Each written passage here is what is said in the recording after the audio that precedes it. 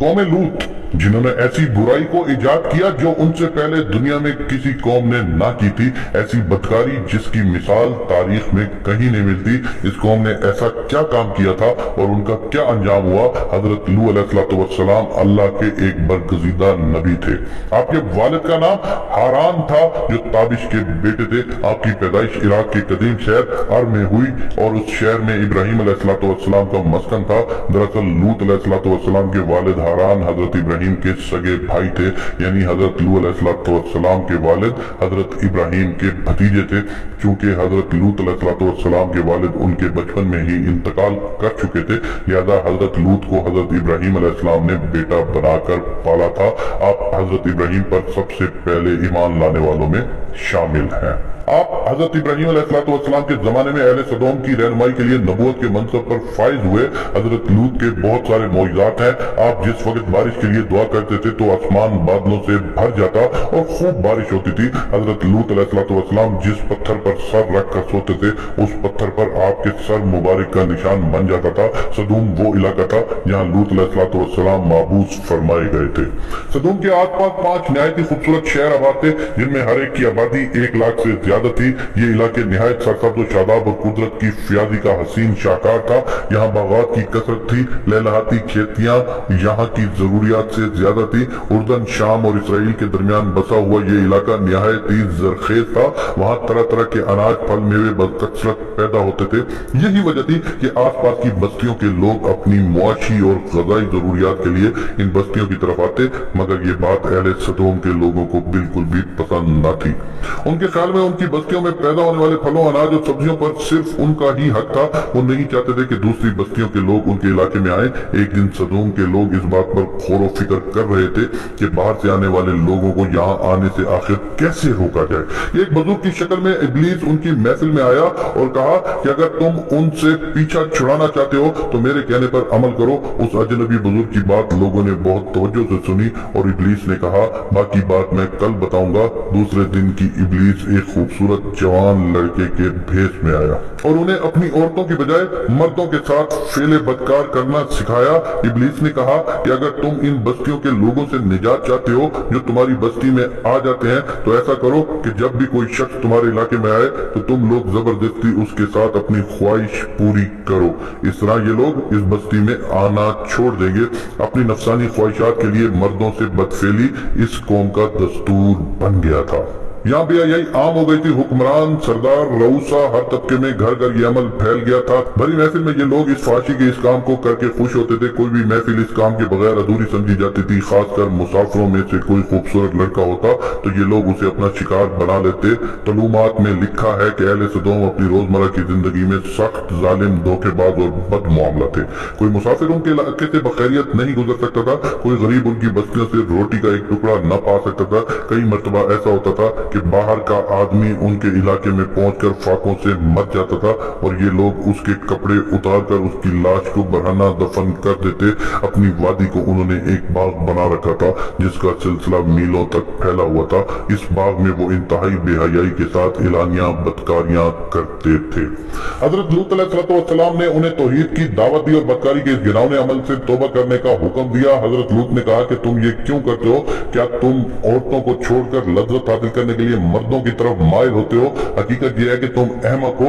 तो फिर हजरत लूत अहले सदोम को दिन रात वाज और नसीहत किया करते थे, लेकिन इस कौम पर इसका कोई असर न हुआ, बल्कि वो बहुत फखरिया अंदाज में ये काम करते थे। उन्हें हजरत लूत का समझाना भी बुरा लगता था। लिहाजा उन्होंने साफ साफ कह दिया कि अगर तुम हमें किसी तरह भला कहते रहे और हमारे कामों में मुदाखलत करते रहे तो हम तुम्हें अपने शहर से निकाल देंगे। हजरत लूत ने नसीहत और तबलीग का सिलसिला जारी रखा। लिहाजा एक दिन अहले सदोम ने खुद ही अज़ाब इलाही का मुतालबा कर दिया।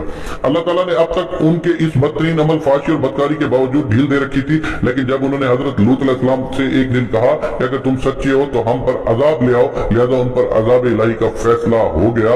अल्लाह ने अपने खास फरिश्तों को दुनिया की तरफ रवाना किया।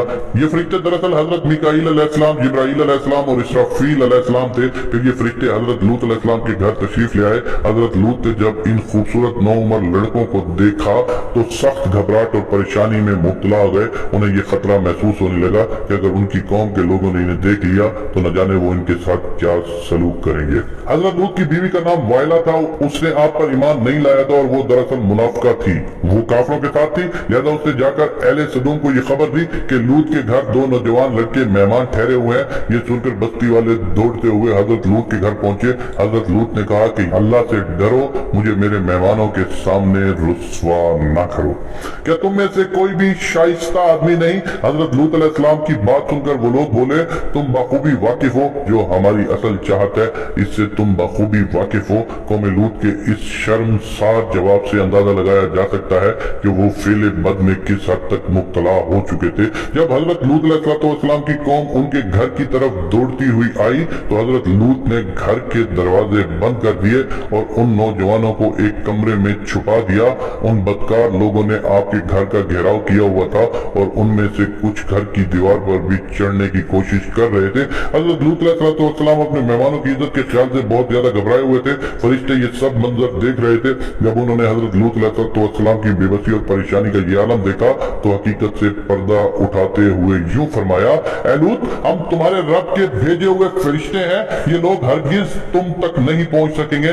अभी कुछ रात बाकी है तो आप अपने घर वालों को लेकर चल दो और हम में से कोई शख्स पीछे मुड़कर ना देखे। अहले सदूम अहले लूत अलैहिस्सलाम के घर का दरवाजा तोड़ने पर बधित थे कि हजरत जिब्राइल अलैहिस्सलाम ने घर से बाहर निकलकर अपने पर का एक कोना उन्हें मारा, जिससे उनकी आंखों के डेले बाहर आ गए और बसारत जाहिर हो गई। ये खास अजाब उन लोगों को पहुंचा जो हजरत लूत के पास बदनीयती से आए थे। हजरत लूत अलैहिस्सलाम हकीकत हाल जानकर मुतमईन हो गए और अपने घर वालों के साथ रात को ही निकल खड़े हुए, लेकिन फिर भी उनकी बीवी उनके साथ थी। लेकिन कुछ दूर जाकर वो वापस अपने कौम की तरफ पलट गई और कौम के साथ जहन्नुम वासिल हो गई। सुबह का आगाज हुआ तो अल्लाह के हुक्म से हजरत जिब्राइल ने बस्ती को ऊपर से उखाड़ दिया और फिर अपने बाजू पर रखकर आसमान पर चढ़ गए।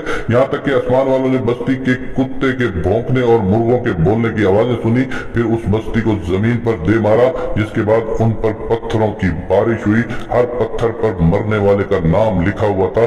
जब ये पत्थर उनको लगते तो उनके सर पाश पाश हो जाते।